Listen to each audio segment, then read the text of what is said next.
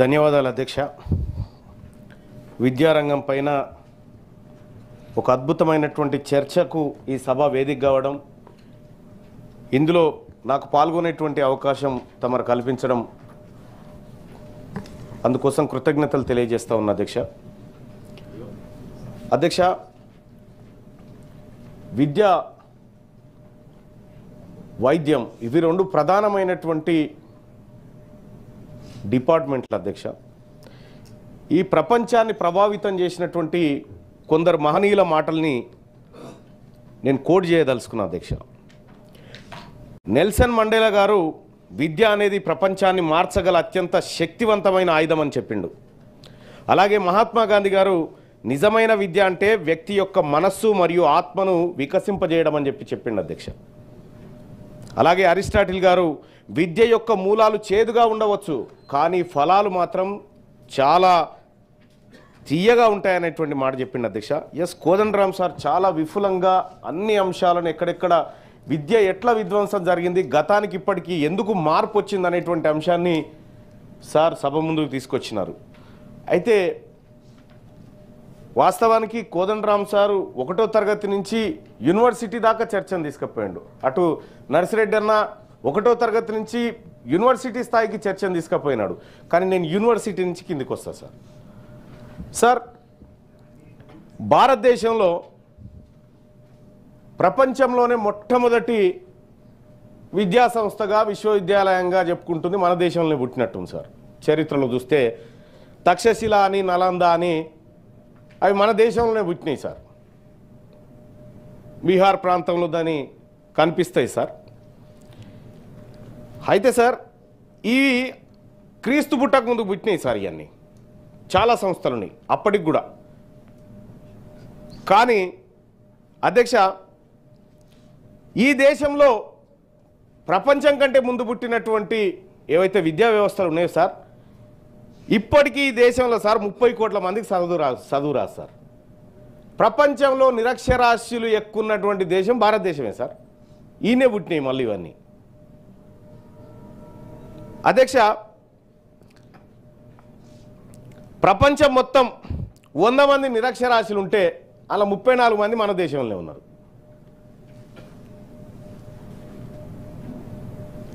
ఈ లెక్కలు చూసినప్పుడు అధ్యక్ష, మన విద్యారంగం అందరికంటే ముందు మేల్కొని అందరికంటే ముందే అంతమైనట్టుగా అనిపిస్తూ ఉంది అధ్యక్ష.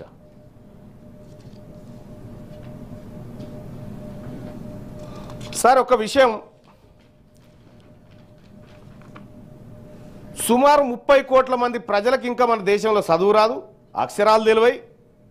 ఈ రోజు వరకు ఉన్న డేటాను పరిశీలిస్తే అధ్యక్ష, ప్రపంచంలో 80 దేశాల జనాభాను ఒక దగ్గర పెడితే ఈ భారతదేశంలో చదువు రాని వాళ్ళ జనాభా సమానం సార్. 80 దేశాల జనాభా ఒక దగ్గర పెడితే భారతదేశంలో చదువు రాని జనాభాను ఒక దగ్గర పెడితే ఈక్వల్ సార్. మనం ఈ దేశంలో విద్య పరంగా ఏ రకంగా వెనుకబడి ఉన్నామో ఈ లెక్కలు చూస్తే మనకు అర్థమవుతుంది అధ్యక్ష.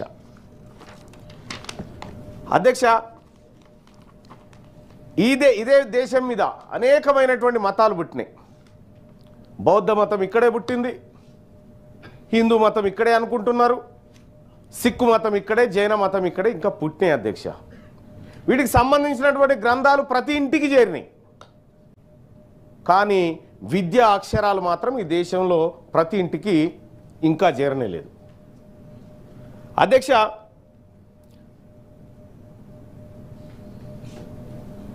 దానికి కారణాలు అనేకం ఉన్నాయి అధ్యక్ష. అప్పట్లో చదువు కొందరికి మాత్రమే ఉండేది అధ్యక్ష. అప్పుడు ఉన్నటువంటి పరిస్థితుల వల్ల చదువు కొద్ది మందికే ఉండేది అధ్యక్ష. పేదవాళ్ళు లేకపోతే ఈ కుల వృత్తుల వాళ్ళు, నిమ్న వర్గాలు చదువుకోవాలంటే అప్పుడు అవకాశం లేదు అధ్యక్ష. ఆ రోజు ఉన్నటువంటి పరిస్థితుల వల్ల మనం చాలా సినిమాలలో చూసినాం, చదువుకుంటే నాలుకలు కత్తిరిచ్చిరని, చెవులలో సీసం పోసిరని, ఇవన్నీ చూసినాం అధ్యక్ష. చదువు కేవలం పెద్దవాళ్ళకు హక్కుగా ఉండేది అధ్యక్ష. పేదవాడికి చదువుకునే అవకాశం ఇవ్వలేదు. ఈ దేశంలో పేదవాళ్లకు చదువు ఎంత ముఖ్యమో షిరిడి సాయిబాబా కంటే 8 ఏళ్ళు ముంగడ పుట్టినటువంటి జ్యోతిరావు పూలే గారు గుర్తుపట్టిండు. గుర్తుపట్టి ఈ పేద వర్గాలకు విద్య దక్కాలి, విద్య అందాలి అనేటువంటి ఉద్దేశంతో ఆయన పేద వర్గాలకు చదువు చెప్పించే కార్యక్రమాలు చేసిండు. అధ్యక్ష, సూదరోళ్ళకు చదువు అప్పటి నుంచి స్టార్ట్ అయింది అధ్యక్ష. అధ్యక్ష, ఓవైపు ఆయన పోరాటం చదివిన డాక్టర్ బిఆర్ అంబేద్కర్ గారు జ్యోతిరావు పూలేను తన గురువుగా ప్రకటించుకొని దేశంలో ఉన్న ప్రతి మనిషికి చదువుకునే హక్కు ఉండాలని భారత రాజ్యాంగంలో విద్యను హక్కుగా పొందుపరచడం జరిగింది అధ్యక్ష. ఆ హక్కు ఆధారంగా ఇవాళ మన దేశంలో అందరికీ సమాన విద్య అనేటువంటి మాట మాట్లాడుకుంటున్నాం అధ్యక్ష. కొన్ని మతాలు, ఆచారాలు పేదవాడికి విద్యను అందకుండా చేస్తే అవే ఆచారాలు రూపం మార్చుకొని ఇవాళ కూడా పేదవాళ్లకు విద్య అందకుండా చేస్తున్నాయి అధ్యక్ష. రాను రాను రాజుగుర్రం గాడిద కాదు కంచెర గాడిద అయినట్టుగా విద్యా వ్యవస్థ ఈ దేశంలో బలమైనటువంటి పునాదులు వేసుకున్నటువంటి విద్యా వ్యవస్థ ఇంత ఇంత ఇంత ఇంత నీరు గారిపోయినటువంటి పరిస్థితి చూస్తా ఉన్నాం అధ్యక్ష. అధ్యక్ష, దేశ స్వాతంత్రం తర్వాత విద్యాలయాలు, పాఠశాలలు కొంత మెరుగుపడ్డాయి అధ్యక్ష. కానీ అప్పటి పేదరికం కారణంగా అతి కొద్ది మంది మాత్రమే పేద వర్గాల నుండి విద్యను అభ్యసించగలిగినారు అధ్యక్ష. భారత రాజ్యాంగంలో విద్య అనేది ప్రతి ఒక్కరి హక్కుగా రాసుకున్నప్పటికీ 2009 వరకు రాజ్యాంగ సవరణలు చేసుకుంటూనే ఉన్నాం ఈ విషయంలో. అయినా పేదవాడికి సరైన విద్య అందించలేకపోయాం అధ్యక్ష. అధ్యక్ష, దీనికి అంతటి కారణం ఎవరు అధ్యక్ష? పాలకులం మనమే కదా అధ్యక్ష. ఈ పాపం మనదే కదా అధ్యక్ష. ప్రపంచంలోనే మొట్టమొదటి విశ్వవిద్యాలయం ఏర్పడ్డ మన దేశంలో ప్రస్తుతం 1250 యూనివర్సిటీలు ఉన్నట్టున్నాయి అధ్యక్ష. ఆ 1250 యూనివర్సిటీల్లో ఏ ఒక్క యూనివర్సిటీ కూడా ప్రపంచంలో టాప్ 200 యూనివర్సిటీల జాబితాలో లేదు అధ్యక్ష. మన యూనివర్సిటీల పరిస్థితి ఆడికి దిగజారిపోయింది మొత్తం. ఇంకా టాప్ 200 అంటున్నా కానీ అది 260 దాకా ఉంది ఇంకా. అధ్యక్ష, డిగ్రీ విద్య పరిస్థితి ఎయిడెడ్ కాలేజీల గురించి మా ప్రొఫెసర్ సార్ చెప్పిండు. నేను కూడా ఎయిడెడ్ కాలేజీలోనే చదువుకున్నాను అధ్యక్ష. ఎయిడెడ్ కాలేజీల్లో అప్పుడు ఉన్నటువంటి స్టాండర్డ్స్, ఆ ఎగ్జిబిషన్ సొసైటీ ద్వారా ఏర్పాటు చేసినటువంటి స్టాండర్డ్స్ ఇప్పుడు ఎక్కడ కనిపిస్తలేవు అధ్యక్ష. అధ్యాపకుల కొరత, ఆ నియమించే కాంట్రాక్ట్ అధ్యాపకులకు ఎప్పుడు జీతం వస్తుందో తెలియదు. ప్రతిసారి నాకు ఫోన్ చేస్తూ ఉంటారు, సార్ జీతం రాలేదు సార్, జర టోకన్ నెంబర్ పంపుతాం సార్, జర చెప్పండి సార్ అని చెప్పి. ఇట్లా అనేక రకాలైనటువంటి అవస్థల మధ్య ఈ విద్యా వ్యవస్థ, ఈ డిగ్రీ వ్యవస్థ కూడా అట్లే ఉంది సార్. అనేకమైన పోస్టులు ఖాళీగా ఉన్నాయి. అసలు క్రమంగా ఒక రకంగా ఇక ఇది మీరు ప్రైవేట్ రంగం వాళ్ళు చూసుకోకపోరు, ఇది మాతో కాదు అని వదిలేసినటువంటి పరిస్థితి చూస్తూ ఉన్నాం అధ్యక్ష. డిగ్రీ విద్య ఇక ఇంటర్మీడియట్ ఎడ్యుకేషన్ విషయానికి వస్తే అధ్యక్ష, ఇప్పుడు ఇంకొక 2 రోజులు అయితే రిజల్ట్స్ వచ్చినాక చూడాలి. 1, 1, 2, 2 మొత్తం టీవీలలో మొత్తం ఇదే అడ్వర్టైజ్మెంట్ అధ్యక్ష. ఇక నేను ఒక మీడియా ఛానల్లో V6 అనే ఛానల్లో హెల్త్ అండ్ ఎడ్యుకేషన్ డిపార్ట్మెంట్ నేను చూసేది అధ్యక్ష. ఆ ఎడ్యుకేషన్ డిపార్ట్మెంట్లో ఒకసారి నేను ఈ విద్యా సంస్థల ఉన్నది రిజల్ట్స్ వచ్చినాయంటే ఏదో మీడియా సమావేశం అంటే పోయిన అధ్యక్ష. పోతే అక్కడ ఇంటర్మీడియట్లో ఆయనకి ఏదో స్టేట్ ఫస్ట్ ర్యాంక్ వచ్చిందని చెప్పి చూపించినారు అధ్యక్ష.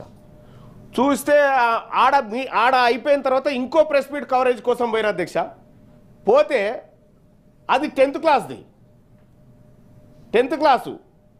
ఆ తర్వాత ఇంకొకటి కవర్ చేసిన అధ్యక్ష.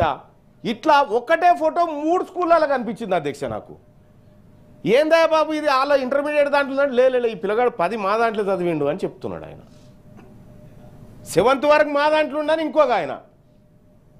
ఇది చాలా పెద్ద వ్యాపారంగా మారిపోయింది అధ్యక్ష. మళ్ళీ వాళ్ళు తీసుకుపోయేది కూడా ఎట్లా తీసుకుపోతారు? ఈ గవర్నమెంట్ స్కూళ్ళలో అక్కడో ఇక్కడో మంచిగా చదివేటువంటి పిల్లగాళ్ళు ఉంటారు కదా సార్, వాళ్ళని ఏరుకొని పోతారు అన్నట్టు, వాళ్ళని తీసుకొని పోతారు. ఒక్కరిని చూపెట్టి మొత్తం వ్యవస్థనంతా తమ గుప్పిట్లోకి తెచ్చుకుంటా ఉన్నాయి సార్ కార్పొరేట్ విద్యా వ్యవస్థలు. సార్ పోనీ ఈ దేశంలో ఇంటర్మీడియట్ విద్యలో గొప్ప పర్ఫార్మెన్స్ ఏమన్నా ఉందా అంటే అధ్యక్ష, 72 దేశాలు పాల్గొన్న programme for international students assessment ఈవెంట్ల అధ్యక్ష 72 దేశాలు పాల్గొంటే మనకు 71వ ర్యాంక్ వచ్చింది అధ్యక్ష. ఇవాళ ఇంటర్మీడియట్ ఎడ్యుకేషన్లో ఒక్కో ఇంటర్మీడియట్ విద్యార్థి పైన మన దేశంలో యావరేజ్గా చేస్తున్న ఖర్చు అధ్యక్ష కేవలం 30,000 రూపాయలు చేస్తూ ఉన్నాం యావరేజ్గా. అదే యూకేలో 11 లక్షలు ఖర్చు పెడతా ఉన్నారు అధ్యక్ష,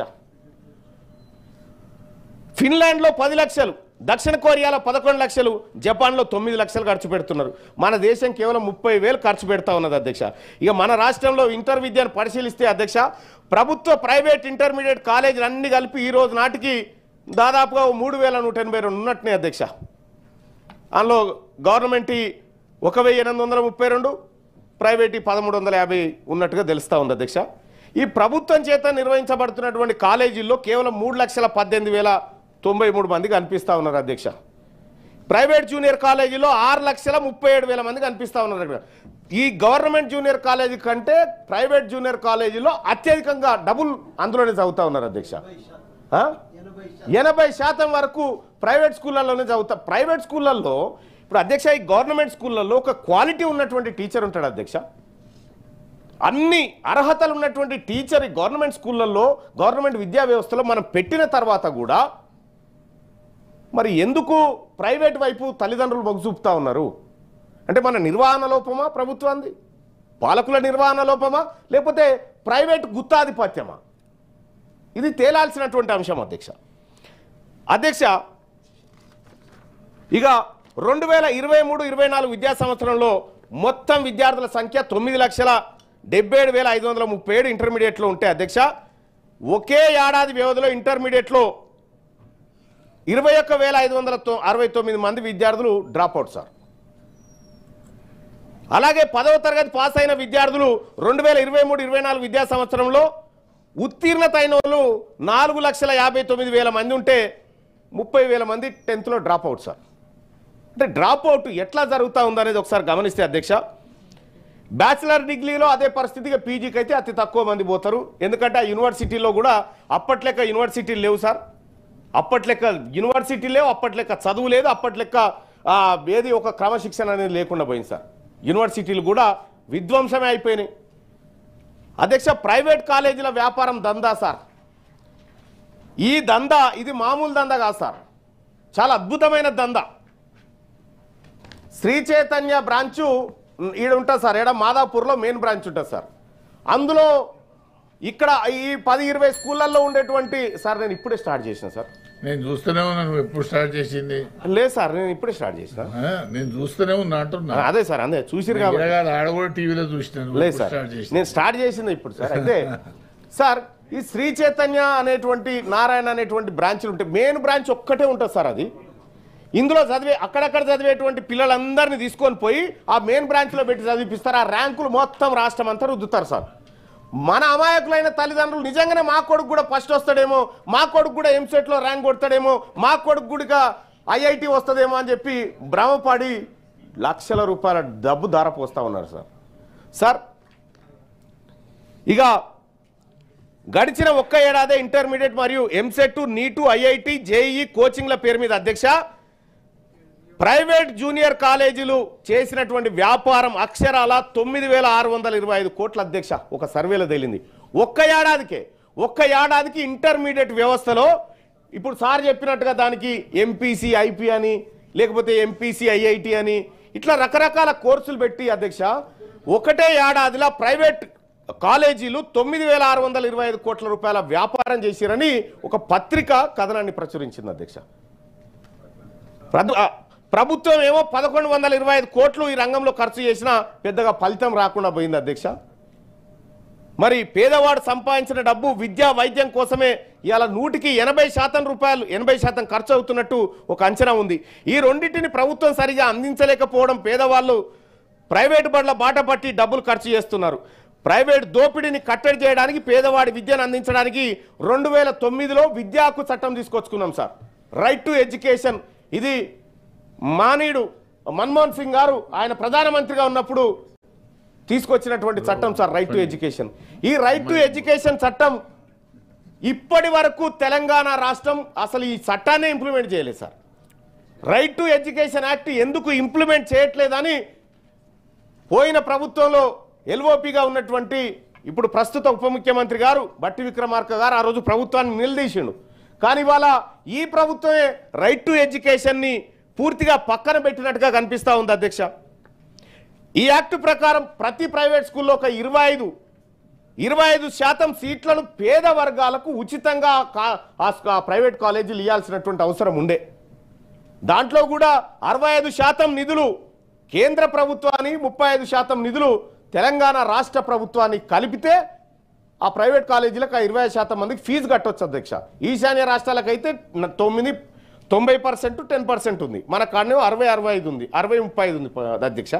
కానీ ఈ రైట్ టు ఎడ్యుకేషన్ ఎందుకు విస్మరించినాం అధ్యక్ష? మనం ఇంత మంచి యాక్ట్ను మనమే తీసుకొచ్చి మనమే ఎందుకు ఇంప్లిమెంట్ చేయలేకపోయినాం ఇక్కడ? అది మన తప్పు కాదా, మన పాలకుల తప్పు కాదా? ఇది ప్రజలకు మనం అందరం సమాధానం చెప్పుకోవాల్సినటువంటి అంశం కాదా సార్? సార్ ప్రైవేట్ దోపిడీ అట్లా ఉంటే సార్, ఈ 16 ఏళ్ళుగా ఈ చట్టాన్ని పట్టించుకోకపోగా ప్రైవేట్ కార్పొరేట్ విద్యా సంస్థలన్నీ సార్ ఇప్పుడు పరిపాలిస్తున్నటువంటి చాలామంది నాయకులవే ఉన్నాయి సార్. ఈ సభలో ఉన్నటువంటి చాలామంది కూడా ప్రైవేట్ విద్యా సంస్థలు ఉన్నాయి సార్, ప్రైవేట్ కాలేజీలు ఉన్నాయి సార్. మరి ప్రైవేట్ వ్యవస్థ మన నాయకుల దగ్గర ఉన్న తర్వాత మనం ప్రభుత్వ విద్యను ఎట్లా బాగు చేసుకొస్తాం సార్? మనకి ఎట్లా ఇంటెన్షన్ ఉంటుంది సార్? ఇవాళ అనేకమైనటువంటి యూనివర్సిటీలు sir, Mallareddy university, Anurag university, ఇగో మా అన్నది ఏవిఎన్, మా అన్నది ఇగో మీ అన్నది యూనివర్సిటీ ఉందా? ఇగో డిపిఎస్, ఆ తర్వాత మా రవీందర్ రావు అన్నది గౌతమ్ జూనియర్ కాలేజ్. ఇవన్నీ మనమే మన నాయకులే ఇటువంటి ఉన్న తర్వాత సార్ గవర్నమెంట్ విద్యను బాగు చేస్తామని మనం చెప్తే జనం నోరుతో నవ్వుతారు సార్.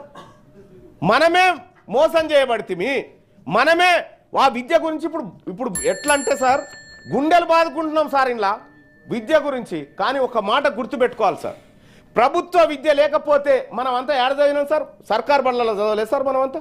మరి సర్కార్ బళ్ళల్లో చదివి ఈ స్థాయి వరకు మనకు వచ్చినాం సార్, మనకి ఏ ఆటంకం రాలే. కానీ మన పిల్లలు మాత్రం ప్రైవేట్లో చదివితే మాత్రం బాగుపడతారు, లేకపోతే చెడిపోతారు అనేటువంటి పరిస్థితి ఎందుకు క్రియేట్ అయింది సార్? సార్ ప్రభుత్వ విద్య నాశనం అయితేనే ఇప్పుడు మనందరి వ్యాపారాలు నడుస్తాయి కాబట్టి ఆ రంగాన్ని వదిలేసినామేమో అని నేను అనుకుంటున్నాను సార్. సార్ మా అన్నలు బాధపడితే పడని, మరి ఏం చేస్తాం? పేదవాళ్ళ గురించి వాళ్ళు కూడా ఆవేదన వ్యక్తం చేస్తున్నారు. వాళ్ళకి అవకాశం లేకపోతే వాళ్ళు ఎందుకు పెడుతుండే సార్? 2014 నుండి 2025 బడ్జెట్లు పరిశీలిస్తే సార్ మొత్తం నిన్నటి వరకు పెట్టిన బడ్జెట్ 23,74,157 కోట్లు బడ్జెట్ పెడితే అందులో విద్య కోసం పెట్టింది కేవలం 1,82,699 కోట్లు మాత్రమే మనం ఈ 10 ఏళ్లలో పెట్టుకున్నాం సార్.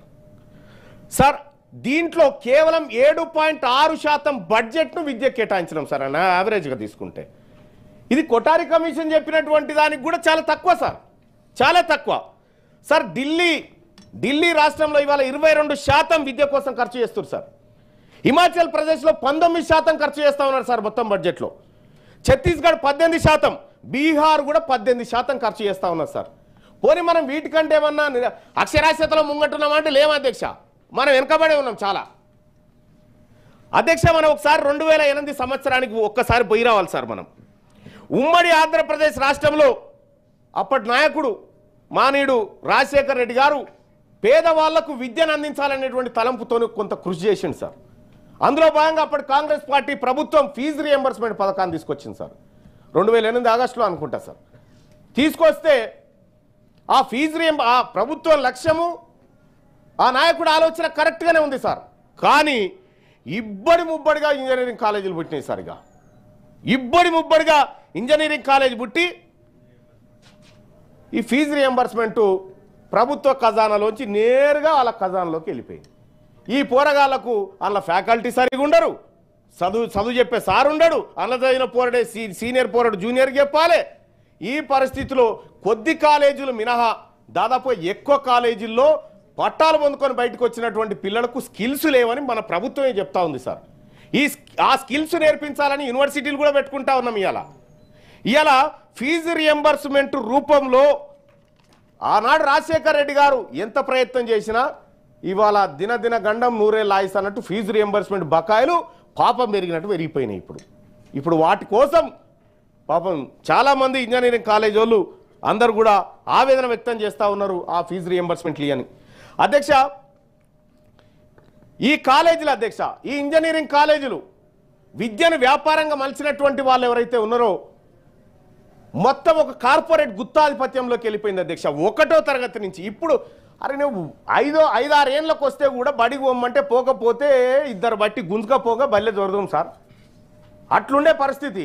ఇవాళ 1-2 ఏళ్ళు రాగానే వానికి ప్లే స్కూలు, ఆడుకునే స్కూలు సరే రావాలి అధ్యక్ష. ఇప్పుడు ఉన్నటువంటి కాలంలో పిల్లలు నేర్చుకుంటే తప్పేం కాదు. కానీ అధ్యక్ష ఎంత ఘోరం అంటే చిన్న పిల్లలకే నేను మా పాపను ఒక దగ్గర పంపించిన సార్. అప్పుడు అంగన్వాడీలో చేర్పిద్దామంటే 3 ఏళ్ళు ఉండాలంటే నేను చేర్పే అవకాశం లేకుండే సార్. 3 ఏళ్ళ వయసు ఉండాలంటే ఓ ప్రైవేట్లో చేర్పించిన సార్. ₹1,00,000 అయినాయి సార్. ₹1,00,000 అయితే వాళ్ళకి తీసేసిన సార్ ఇవాళనే మొత్తానికి. మళ్ళీ ఏమన్నా వస్తాయంటే ఏమీ రావు సార్, పిల్లలకి ఏమీ రావు. ఏదో మన పిల్లలు ఎగిరేది దుంకేదో వీడియో తీసి పంపిస్తారు తల్లిదండ్రులు అది చూసి. మనం పోగానే సార్ మళ్ళీ ప్రైవేట్ స్కూల్లో ఎట్లుంటుందంటే సార్ పిల్లగాడు మంచిగానే ఇప్పుడు రికవర్ అయ్యింది అని చెప్తాడు సార్. ఎందుకంటే ఫీజు కట్టాలిగా. రికవర్ అయ్యింది ఇప్పుడు మంచిగానే వస్తుందని చెప్తారు సార్. వీళ్ళ కథలు వీళ్ళ లాజిక్లు అన్నీ చూస్తూ ఉంటే సార్ ఈ విద్యను కంప్లీట్గా ప్రభుత్వం ఆధీనంలోకి తీసుకోవాలి సార్. గతంలో ఒకసారి ఆర్టీసీని కనుక ఇది ప్రైవేట్ సర్వీసులను ఆర్టీసీలో విలీనం చేసుకున్నట్టుగా ఈ ప్రైవేటు కార్పొరేట్ వ్యవస్థలన్నింటినీ ప్రభుత్వం తన విలీనంలోకి చేసుకోవాల్సినటువంటి అవసరం ఉంటుంది సార్. ఎందుకంటే ఎన్ని వేల కోట్ల ఒక్క ఇంటర్మీడియట్ విద్యలోనే 9,625 కోట్ల రూపాయల దంద చేసిరు సార్ ఒక ఏడాదికి. ప్రభుత్వం ఈ బిజినెస్ చేస్తే మస్తు పైసలు వస్తాయి సార్. ఇక్కడ హాస్పిటల్స్ విద్యారంగం కంప్లీట్గా ప్రైవేట్ గుత్తాధిపత్యంలోకి మారిపోయింది సార్. పేదవాడికి చదువుకోవాలన్న కోరిక కలిగిన తర్వాత ప్రభుత్వం విద్యను నిర్లక్ష్యం చేసింది సార్. దానికి కారణం 100% సార్ మన పాలకులమే సార్. ఈ పేదలకు సమాధానం చెప్పాల్సింది. ఎందుకంటే విద్య ఇవాళ ఇంత గొప్ప చర్చ ఈ సభలో నిర్వహిస్తున్నటువంటి తమరేదైతే ఉన్నారో ఇది చరిత్రలో నిలిచిపోయేటువంటి చర్చ సార్. ఎందుకంటే ఇంత అవకాశం విద్య పైన స్వాతంత్రం వచ్చిన 78 ఏళ్ల తర్వాత ఈ సభలు ఈ తెలంగాణ రాష్ట్రంలో నాశనమైన విద్య గురించి మాట్లాడుకుంటున్నామంటే నిజంగా ఈ సభకు ప్రజల పట్ల కొంత కన్సర్న్ ఉంది కాబట్టి మీలాంటి దయార్థ హృదయాలు ఈ అవకాశం ఇచ్చినారు కాబట్టి జరుగుతూ ఉంది అధ్యక్ష. లేకపోతే అసలు ఈ చర్చలు ఉండే అధ్యక్ష ఎవ్వడు పట్టించుకున్నాడే లేదు అధ్యక్ష. ఇవాళ అధ్యక్ష నేను రాష్ట్ర ప్రభుత్వానికి సూచన చేస్తా ఉన్నా అధ్యక్ష. ఇది జరిగినటువంటి విధ్వంసం అయితే ఒక సూచన చేస్తా ఉన్నా అధ్యక్ష. ఇక్కడ మూతబడ్డాయి కొన్ని స్కూళ్ళు అని చెప్పి చాలామంది అనుకున్నాం. దాదాపు 1800 స్కూళ్ళు మూతబడ్డాయి అని చెప్పి నర్సిరెడ్డి గారు అన్నగారి ప్రసంగం కానీ ఇక్కడ సార్ ప్రసంగంలో కానీ విన్నాను సార్. Zero admission. ఇక దాని మీన్స్ ఏందన్నట్టు ఇక అడ్మిషన్ లేకపోతే మూత అన్నట్టే కదా సార్. షటర్ కింది గుంజుకొని వెళ్ళిపోడే. షటర్లు దించుతారు. ఈ 1800 స్కూళ్ళకు సార్ నేను ఈ ప్రభుత్వానికి సూచన చేస్తా ఉన్నాను. గతంలో కూడా చెప్పినాను సార్. ఇన్ఫ్రాస్ట్రక్చర్ అట్లే ఖాళీగా ఉంది, గ్రౌండ్ ఉంది, బ్లాక్ బోర్డులు ఉన్నాయి, కావలసినటువంటి బెంచీలు బల్లలు అన్నీ ఉన్నాయి సార్. ఇప్పుడు దాదాపు ఒక 5 లక్షల మంది బీఈడీ రాసినారు, డిఎస్సి రాసినారని నర్సిరెడ్డి అన్న కూడా వీళ్ళందరూ కూడా చెప్తా ఉన్నారు. 5 లక్షల మంది రాస్తే కొలువులు వచ్చినాయి, 11,000 మందికి వచ్చినాయి. ఈ మిగతా ఎవరైతే నిరుద్యోగ యువత ఉన్నారో సార్ ఈ 1800 పాఠశాలలు ఏవైతే ఉన్నాయో వీటిని ఈ యువతకిచ్చి మీరు నడపగలిగితే ఒక 10 మంది యువత ఈ పాఠశాలను నడపగలిగితే వాళ్ళకి ఇచ్చేయాలి సార్. వాళ్ళకి ఎందుకంటే పడాబెట్టుడు కంటే దాన్ని ప్రభుత్వ పాఠశాలను కాకుండా మీకు నచ్చిన సిందో బొందో పెట్టుకోరు. దానికి ప్రైవేట్ జూనియర్ కళాశాల ప్రైవేట్ స్కూల్ అయితేనే మన తల్లిదండ్రుల కడుపు నిమ్మలమవుతుంది అనుకుంటే అది వాళ్ళకి ఇచ్చేస్తే 10 మందికి ఎంప్లాయ్మెంట్ వస్తుంది సార్.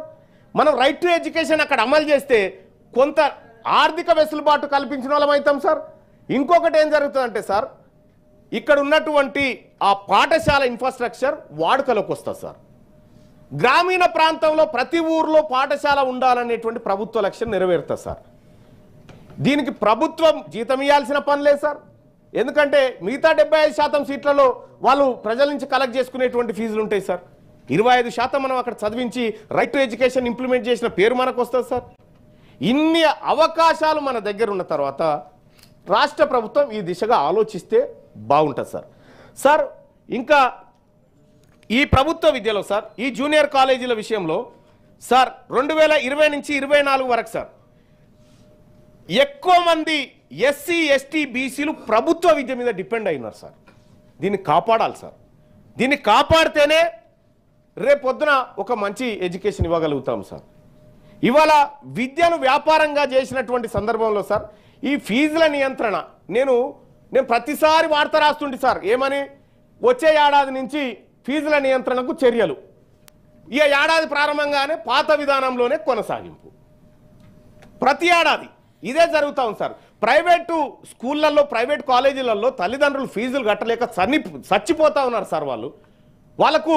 వాళ్ళకు నియంత్రణ ఉండాలి కదా సార్. అడ్డగోలుగా ఫీజులు పెంచుకుంటూ పోతే ఎక్కడి నుంచి కడతారు, ఏం చేస్తారు సార్? ఈ ప్రైవేట్ విద్యా సంస్థల కట్టడి కోసం ఈ రాష్ట్ర ప్రభుత్వం చర్యలు తీసుకోవాలి, చాలా సీరియస్గా చర్యలు తీసుకోవాలి సార్.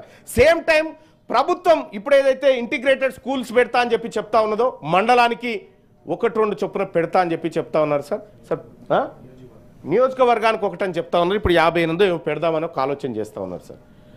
సో ఇవి షాంపిల్స్ కార్యక్రమాలు కాకుండా మొత్తం అన్ని నియోజకవర్గాల్లో ఇటువంటి తీసుకొచ్చి ఇక్కడ 4వ తరగతి నుంచి ఇంటర్మీడియట్ వరకు ఒకే ప్రాంగణంలో 25 ఎకరాల్లో నిర్వహించాలనేటువంటి ప్రభుత్వ ఆలోచనకు నిజంగా హ్యాట్సప్ సార్. నేను చప్పట్లు కూడా కొడతా ఉన్నా దానికి. కానీ దాని నిర్వహణ కూడా అంతే పకడ్బందీగా ఉండాలి. ఇప్పటికే మన దాని రకరకాల మోడల్ స్కూల్ అని, గురుకులం అని, ఇంకోటి అనేకం ఉన్నాయి సార్. కానీ అవి కూడా ఎప్పుడు ఫుల్ అయినటువంటి పరిస్థితి లేదు, అవే దివాలా తీసే పరిస్థితికి వచ్చింది. అట్లా కాకుండా ఈ ప్రజలకు నమ్మకం కలగాలి సార్. ప్రజలకు నమ్మకం కలిగే విధంగా మనం ప్రజలను చైతన్యం సార్. మా ఊర్లో స్కూల్ సార్, మా ఊరు జెడ్పీహెచ్ఎస్ మాదాపూర్లో నేను చదువుకున్న స్కూల్ సార్. నేను ఎమ్మెల్సీ అయిన తర్వాత సార్ ఆ స్కూల్లో మొత్తం ఆ గ్రామంలో మీటింగ్ పెట్టాను సార్. ఒక్క ప్రైవేటు బస్సు కూడా ఈ ఊరికి రావడానికి వీల్లేదు. ఇక్కడ ఉన్నటువంటి ప్రభుత్వ పాఠశాలలో ప్రతి సర్పంచ్ దగ్గర నుంచి అందరూ ఇక్కడికి పంపాల్సిందే అని చెప్పి నేను తీర్మానం చేయించిన సార్ మా ఊర్లో. అక్కడ ప్రభుత్వ స్కూళ్ళల్లో కూడా ఆటలు పాటలు మంచిగా ఉంటాయని అధ్యక్ష ఎస్జిఎఫ్ స్కూల్ గేమ్ ఫెడరేషన్కి ఏదైతే కబడ్డీ పోటీలు ఉన్నాయో అధ్యక్ష అండర్-14 అండర్-17 పోటీలు 30 లక్షల రూపాయలు మా ఊరు గ్రామస్తుల దగ్గర నుంచి ఖర్చు పెట్టించి ఏది మన ప్రో కబడ్డీ స్థాయిలో నిర్వహించడం అధ్యక్ష. అంటే ప్రభుత్వ స్కూళ్ళ మీద నమ్మకం తీసుకురావడానికి, ఆ ప్రజల్ని నమ్మించడానికి సార్ అన్నట్టుగా మనందరి మీద బాధ్యత ఉంది అధ్యక్ష. ముందుగా మన గ్రామాల్లో మనకున్నటువంటి పరిధుల్లో మనం కూడా కొంత ఆదర్శంగా ఈ కార్యక్రమాలు చేయగలిగితే ప్రభుత్వ స్కూళ్ళను కాపాడిన వాళ్ళ అయితే అధ్యక్ష. ఈ ప్రభుత్వ విద్య రక్షించబడకపోతే అధ్యక్ష ఇది మరింత ప్రమాదానికి దిగజారుతుంది. ఈ దేశంలో పుట్టినటువంటి నలంద విశ్వవిద్యాలయం, తక్షశిల లాంటివి ఇవాళ ఇప్పుడున్న యూనివర్సిటీలు పోల్చుకోలేము అధ్యక్ష వాటితోటి. కనీసం అటువైపు కూడా అధ్యక్ష నేను ఏది పిహెచ్డి ఎంట్రన్స్ కోసమో దేనికోసం ఒక ఎగ్జామ్ రాస్తాను పోయిన అధ్యక్ష. ఎంత బాగుండంటే అప్పుడు అధ్యక్ష తీన్మార్ వార్తలు ఎన్నో వస్తాయని వచ్చినాయి అధ్యక్ష. నేనే రాసిన, నాకు సీట్ రాలేదు అధ్యక్ష. అంత కాంపిటీషన్ ఉండే. ప్రోగ్రామ్ డిజైన్ చేసింది నేనే, మళ్ళా నాకు రాలే. అంత పకడ్బందీగా జరిగింది. ఇవాళ ఏముంది అధ్యక్ష, ఉత్సవ విగ్రహాల లెక్క మారిపోయినాయి. నిజంగా ఈ ప్రభుత్వానికి చిత్తశుద్ధి ఉంటే కొఠారి కమిషన్ చెప్పినట్టుగా కనీసం 10% బడ్జెట్లో నిధులు పెట్టండి. ఈ 10% బడ్జెట్లో నిధులు పెట్టి విద్యారంగం పట్ల మనకున్నటువంటి ప్రేమను చాటుకోవాలి. ఈ దేశంలో మిగతా అన్ని రాష్ట్రాల కంటే అత్యంత బలహీనమైన విద్యా విధానం తెలంగాణ రాష్ట్రంలో ఉండడం ఇది చాలా విచారకరం అధ్యక్ష, బాధాకరం. ఈ తెలంగాణ రాష్ట్రంలో విద్య వికసిల్లాలంటే సార్ ప్రైవేటును నియంత్రించడం తప్పనిసరి సార్. ప్రైవేటును నియంత్రించినప్పుడే ప్రభుత్వ విద్య బాగుపడుతుంది, దాన్ని కాపాడబడుతుంది సార్. ఇది చాలా సీరియస్ విషయం సార్, చిన్న విషయం కూడా కాదు ఇది. ఇప్పుడు ఎందుకంటే కొన్ని వేల మంది పిల్లలు ప్రభుత్వం ఇచ్చిన డేటా చూస్తుంటే కళ్ళు తిరిగిపోతా ఉన్నాయి సార్. దీంట్లో జరిగినటువంటి ఎంత ఆగం జరిగి ప్రభుత్వం నిజాయితీకి ఇచ్చింది డేటా, దీంట్లోనే అనేక అంశాలు కనిపిస్తూ ఉన్నాయి. సో ఇప్పటి నుంచి అయినా కనీసం బడ్జెట్లో నిధులు పెంచండి, ఖర్చు కరెక్ట్గా చేయండి. సో మనం నదుల కాడ ప్రాజెక్టుల కాడ అంచనాలు ఎట్లయితే పెంచుకుంటామో అవసరమైతే విద్యారంగానికి కూడా కొన్ని అంచనాలు పెంచుకొనైనా నిధులు అదనంగా చేసుకునేటువంటి పరిస్థితి రావాలని చెప్పి తెలియజేస్తా ఉన్న అధ్యక్ష. ఇంత గొప్ప డిస్కషన్ ఈ సభలో పెట్టినటువంటి తమరికి మీకున్నటువంటి తాపత్రయంని నేను గుర్తించిన అధ్యక్ష. విద్యారంగం పైన చర్చ జరగాలని మీరు ఈ అంశాన్ని తీసుకొచ్చినందుకు మీకు ధన్యవాదాలు తెలియజేసుకుంటూ కృతజ్ఞతలు అధ్యక్ష. Okay, thank you.